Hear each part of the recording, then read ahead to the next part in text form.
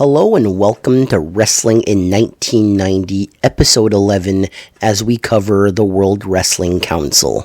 Last week's episode, I looked at World Wrestling Council in 1988 and the tragic death of Bruiser Brody at the hands of Invader 1. The belief has always been that after the death of Bruiser Brody, that's when the downfall of World Wrestling Council happened. That's what I want to find out with this episode. Was it all because of Bruiser Brody's death, or was the company already on the decline? So let's start off with the champions going into 1990. The WWC Universal Heavyweight Champion is the Maritime's own Leo Burke. The WWC Puerto Rico Champion is the man that killed Bruiser Brody, Invader 1. The WWC Caribbean Champion is Miguelito Perez. The WWC Tag Team Champions is Chris and Mark, the Youngblood Brothers. The WWC Television Champion is the future Savio Vega, at this point in time going by the name TNT. The WWC Junior Heavyweight Championship is held by Super Medico 1, and the WWC Women's Champion is Wendy Richter. The first big piece of news in early January would see former NWA World Heavyweight Champion Harley Race make his way to Puerto Rico and win the WWC Caribbean Championship from Miguelito Perez. Later on in the month of January, Eddie Watts would win the WWC Junior Heavyweight title from Super Medico. For those that don't know who Eddie Watts is, Evil Eddie Watts was a Canadian independent wrestler who wrestled a lot in the Maritimes in the 90s and early 2000s for companies like Atlantic Grand Prix Wrestling and Real Action Wrestling. This was one of Eddie Watts' first championship, and he would hold that title for 84 days. On February 4th, the WWC Tag Team titles would change hands as Los Mercenarios, the Cuban Assassin, and Ron Starr would defeat the team of Mark and Chris, the Youngblood Brothers. Ron Starr, you'll remember him from the 1988 special as Rambo Ron Starr. The Cuban Assassin was a Puerto Rican wrestler that made his name in the Canadian territories like Stampede Wrestling and Atlantic Grand Prix Wrestling in the Maritimes. One thing that you're going to notice in 1990 here in Puerto Rico is that there's a lot of talent from the Maritimes. Like Leo Burke, the Cuban Assassin, Ron Starr was a big star in the Maritimes, Eddie Watts, and Rick Valentine. On February 9th, TNT would defeat Leo Burke to be crowned the brand new WWC Universal Heavyweight Champion. TNT would only be champion for 43 days, but at that point in time, this was Carlos Colon's belt. Just holding the belt meant that you were a big star, and someone they were going to push heavily. On March 4th, Harley Race would defend the WWC Caribbean Championship against the man that killed Bruiser Brody, Invader 1, and Invader 1 would win the title that night. Not only did he get away with murder, but he's still being pushed very strongly, and that's very sickening in my opinion. On March 10th, the finals for the vacant WWC Caribbean Tag Team Championships would take place as Invader 1 and Invader 4 would defeat the team of the Cuban Assassin and Ron Starr. Invader 1 would now be a double champion. In February of 1990, the WWC television title would be vacated. The vacant title would be decided on March 24th as the Maritime's own Leo Burke would defeat Carlos Colon to be crowned the new champion. Also on March 24th, the WWC Universal Heavyweight Championship would be on the line as TNT would defend the title against Abdullah the Butcher. It would not be TNT's night as Abdullah the Butcher would be crowned the brand new Universal Champion. Leo Burke would add some more gold around his waist on March 25th as he would win the WWC Caribbean Tag Team titles with Chicky Star beating the Invaders. On March 31st, the Super Medicos would defeat the team of Los Mercenarios to win the WWC Tag Team titles. That same night on March 31st, Carlos Colon would defeat Abdullah the Butcher to win the WWC Universal Heavyweight title, ending Abdullah the Butcher's reign at only 7 days. On April 21st, Eddie Watts would lose the WWC Junior Heavyweight title to Hurricane Castillo Jr. Just a few days later, on April 25th, Leo Burke would lose the WWC Television Championship to TNT. Leo Burke would also lose his Caribbean Tag Team title alongside Chicky Star, as they would lose the tag titles to Invader 1 and Invader 4. The Maritime legend Leo Burke would not be without gold for too long, as on May 19th, he would defeat Invader 1 to win the WWC Caribbean Championship.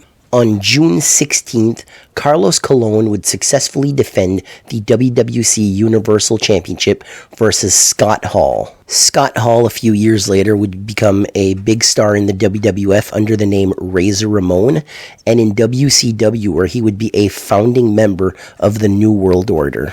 Later on in the year, Scott Hall would turn babyface, and he would feud with Atki Malumba. Atki Malumba was a carbon copy gimmick of Kamala, the Ugandan giant.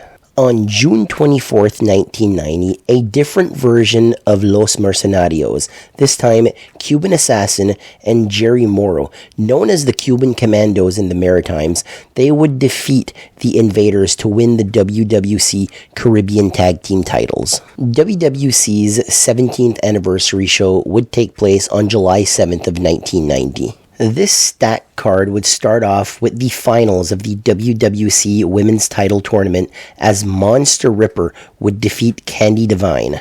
Later on in the 1990s, Monster Ripper would go to the WWF and portray the character Bertha Faye. The Super Medicos would successfully defend the WWC Tag Team Championships versus Jacques and Raymond, the Rougeau brothers. The Rougeau brothers were fresh off their run in the WWF, and this was a big get for Carlos Colon and the WWC. Also on this card, a boxing match for the WWC Caribbean Championship, as Invader 1 would win back the title, defeating Leo Burke. WWC would steal a page from WCW, as in Invader 1's corner would be RoboCop. RoboCop would also be involved in the next match for the WWC Caribbean Tag Team titles. The Caribbean Express, Miguelito Perez and Hurricane Castillo Jr. would defeat the team of Los Mercenarios. The main event would see Carlos Colon defend the WWC Universal Heavyweight Championship versus TNT. This would go to a 60-minute time limit draw. I kind of feel like this match is also WWC ripping off the WWF, the old established star like Carlos Colon versus the new face-painted babyface TNT, very similar to Hulk Hogan versus the Ultimate Warrior at WrestleMania 6. On August 4th, the Continental Dream Lance Idol and Rick Valentine would win the WWC Tag Team titles from the Super Medicos. On August 25th, Ron Starr would defeat Hurricane Castillo Jr. to win the WWC Junior Heavyweight title. On September 8th, Kim Duck would win the WWC Caribbean Championship, defeating Invader 1. Kim Duck wrestled in the WWF in the 80s as Tiger Chung Lee. On September 15th, we would see two big title matches take place, as the Super Medicos would win back the WWC Tag Team titles from Lance Idol and Rick Valentine. And Invader 4 would win the WWC Junior Heavyweight title, defeating Ron Starr. The Super Medicos would go to a draw with the Texas Hangmen for the WWC Tag Team titles. Because of this draw, the titles would be vacated, a rematch would take place, and the Super Medicos would win back the tag team titles versus the Texas Hangmen on September 22nd. The following day, on September 23rd, another title change would happen, as the Caribbean Express would lose the Caribbean Tag Team titles to Eric Emery and Rick Valentine. On September 26, Ron Starr would win back the WWC Junior Heavyweight title, beating Invader number 4. The rivalry between the Texas Hangmen and the Super Medicos would continue, and would see the Texas Hangmen finally win the WWC Tag Team titles from the Super Medicos. On October 6th, we would see another big show with 4 big title matches. The first title match would see the WWC Women's Championship change hands, as Monster Ripper would lose the title to Sasha. Hurricane Castillo Jr. would win back the WWC Junior Heavyweight title, defeating Ron Starr. For the WWC Caribbean Heavyweight Championship, Invader 4 would defeat Kim Duck by disqualification. The title does not change hands on a disqualification. And in the main event that night, the WWC Universal Heavyweight title would be on the line as Carlos Colon would successfully defend the title versus future WCW wrestler Rochester Roadblock. On November 3rd, Billy Travis would defeat Hurricane Castillo Jr. to win the WWC Junior Heavyweight title. On that same night, Kim Duck would defend the WWC Caribbean Championship versus Vic Steamboat. Steamboat would win by disqualification, but again, the title does not change hand on a disqualification. On November 10th, the Super Medicos would beat the team of Eric Emery and Rick Valentine to win the WWC Caribbean Tag Team titles. On November 20th, Hurricane Castillo Jr. would win back the WWC Junior Heavyweight title versus Billy Travis. And the final title match in 1990 for World Wrestling Council saw Steve Strong win the WWC television title from TNT on December 4th. Now, the million-dollar question is, was it because of Bruiser Brody's death that started the decline of WWC, or was it the wrestling industry changing as a whole? In my opinion, it's a little bit of both.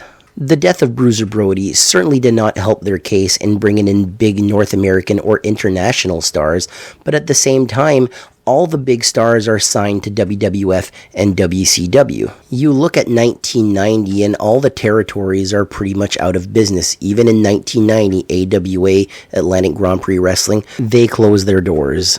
So I do think that the industry changing had a lot to do with the decline of World Wrestling Council. But World Wrestling Council would soldier on, and to this very day, they are still in business running shows in Puerto Rico. The glory days of the 70s and 80s were over, but they still survived.